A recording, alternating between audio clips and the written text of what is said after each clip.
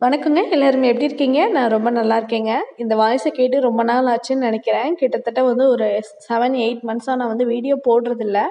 ஏன்னு பார்த்தீங்கன்னா, நாங்க முன்னாடியே சொல்லியிருந்த மாதிரி, நான் இருந்த வீட்டுக்கு பக்கத்துலயும் வீடு கட்டிட்டு இருந்ததுனால, ரொம்ப சவுண்டா இருக்கும் எப்பவுமே. ஸோ, என்னால ஆடியோ வந்து ரெக்கார்ட் பண்ணவே முடியல. அது வந்து சைட் பை சைட் பார்த்தீங்கன்னா, நம்மளும் வீடு கட்டி நம்ம இப்போ குடி வந்துட்டோம். ஜனவரி 24 அன்னைக்கு நம்ம பால் காய்ச்சி நல்லபடியா வந்து வீடு குடி வந்தாச்சு. அந்த ஹாப்பி நியூஸ உங்கள்ட்டயும் ஷேர் பண்ணிக்கணும் அப்படிங்கிறதுக்காக தான் இந்த வீடியோ.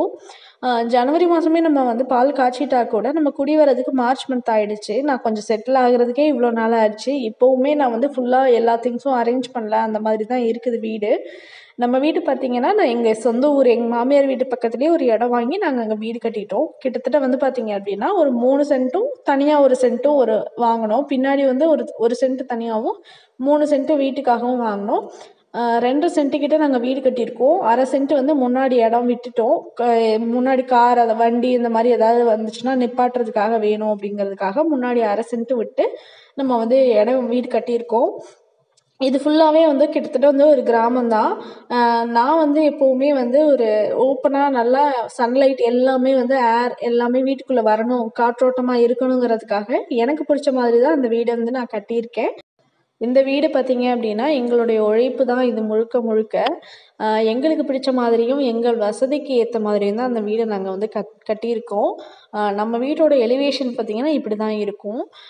நாங்க வந்து ஜனவரி மாதம் வந்து தை மாதம் குடி வரணுங்கிறதுக்காண்டி கொஞ்சம் அவசர அவசரமா நெறைய வேலைகள் செஞ்சதுனால, அதுக்கப்புறமும் நெறைய ஒர்க் வந்து பெண்டிங் இருந்துச்சு. ஸோ, சாமி பூஜை அறையெல்லாம் செல்ஃப் வைக்காம, நம்ம இப்ப கீழ இருக்கு பார்த்தீங்களா, அந்த மேடை மட்டும் தான் இருந்துச்சு. அங்க தான் நாங்க வச்சு சாமி கும்பிட்டோம். இப்போ தான் வந்து நாங்க ஷெல்ஃபெல்லாம் வந்து கட்டி குடுத்துருக்குறாங்க. நமக்கு வந்து எலிவேஷன் டிசைன் வந்து ரொம்ப புடிச்சிருந்துச்சு. இந்த டிசைன் எங்களுக்கு ரொம்ப ரொம்ப புடிச்சிருந்துச்சு. நம்ம வீடு பார்த்தீங்கன்னா, ஒரு ஹாலு, 2 பெட்ரூமு, 2 பாத்ரூம், ஒரு கிச்சன். அவ்வளோதாங்க. வெளியில வந்து சின்ன போர்டிகோ இருக்கும். அவ்வளோதான். இதுதான் நம்ம வீட்டுக்கு பின்னாடி இருக்கக்கூடிய வியூ. ரொம்ப பசுமையா இருக்கும். இப்ப காஞ்சு போய் கிடக்குது வெயில் காலங்கிறதுனால. மத்தபடி வந்து இது வந்து ரொம்ப பசுமையா இருக்கும். பின்னாடி வந்து கதவு வச்சிருக்கிறதுனால பின்னாடி கொஞ்சம் இடம் இருக்கிறதுனால கதவு வச்சிருக்கோம். மின் கதவும் வச்சிருக்கோம். அந்த கதவு தொறந்து விட்டோம்னா, ஜிலு ஜிலுன்னு காத்து வரும். ப்ளஸ் இப்போ வந்து கொசுக்கடி அந்த மாதிரி பூச்சி எல்லாமே தொல்லைகள் இருக்குது. இருந்தா கூட காற்றும் வந்து சூப்பராவே இருக்கும். எனக்கு ரொம்ப பிடிச்சிருக்குது.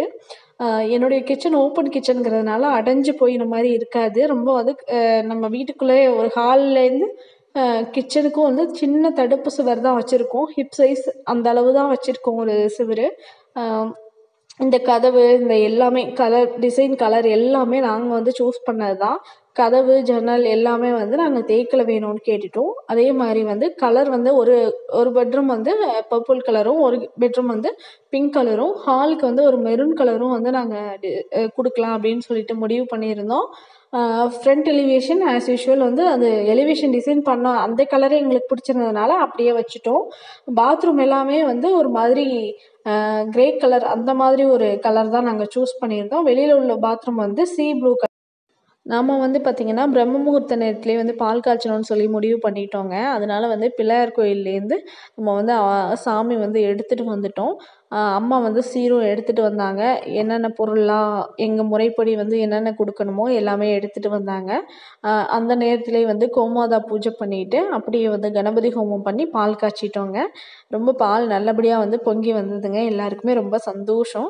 அ அந்த நாள் அன்னைக்கு வந்து நல்ல வளர்பிறை முகூர்த்தம். நெறைய ஃபங்க்ஷன் வச்சிருந்தாங்க. நம்ம வீடு பக்கத்துலயுமே இன்னும் 2, 3 வீடு எல்லாமே வந்து பூஜை போட்டாங்க அந்த அன்னைக்கு. அதனால அதுவுமே ரொம்ப சந்தோஷம். அ இப்போ வந்து ஃப்ரண்ட்ல வந்து கொஞ்சம் மண்ணு அதெல்லாம் போட்டு வச்சிருக்கேன். இன்னும் அந்த வாசல் படி கோலம் போடுறதுக்காண்டி அந்த சிமெண்ட்லாம் இன்னும் போடல. ப்ளஸ் வந்து பெயிண்டிங், டச்சப் ஒர்க்லாம் நெறைய வந்து இருக்கு. அதெல்லாம் முடிச்சதுக்கு அப்புறமா உங்களுக்கு வந்து ஒரு ஹோம் டூர் வந்து நல்லபடியா போடுறேங்க. உங்களுக்கு பிடிச்சிருக்கா அப்படின்னு சொல்லுங்க.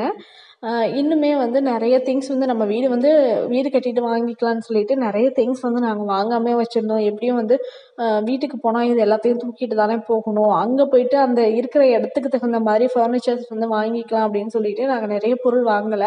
ஸோ இதுக்கு மேல தான் நாங்க வந்து ஒண்ணு ஒண்ணா வாங்கணும். நான் ஹோம் டூர் வந்து நிச்சயமா உங்களுக்கு போடுறேன். நம்ம வீட்டோட பட்ஜெட் வந்து நாங்க போட்டது ஒண்ணு, அதுக்கு அதிகமா தான் வந்ததுங்க. அதுக்கெல்லாம் நம்ம எதுவுமே பண்ண முடியாது. ஏன் அப்படின்னு பார்த்தீங்கன்னா, நம்ம மெட்டீரியல் காஸ்ட் ஆகட்டும், எல்லாமே வந்து ஒரு ஒரு நாளுக்கும் வந்து ஏறிட்டே தான் போகுது. நம்ம எதிர்பாராத செலவுகள் வந்து நெறைய வந்துட்டு தான் இருந்துச்சு வீடு. ஸோ நம்ம வந்து கடன் வாங்காமல் வந்து வீடு கட்ட முடியாது. நம்ம என்னதான் சேவ் பண்ணி வச்சுருந்தாலும் கடன் வாங்கி தான் நாங்களும் வீடு கட்டினோம். உங்களுக்கு நம்ம வீட்டோட பட்ஜெட் பற்றியான விஷயங்கள் வந்து வேணும்னாலும் கமெண்ட்டில் சொல்லுங்கள். தேங்க்யூ.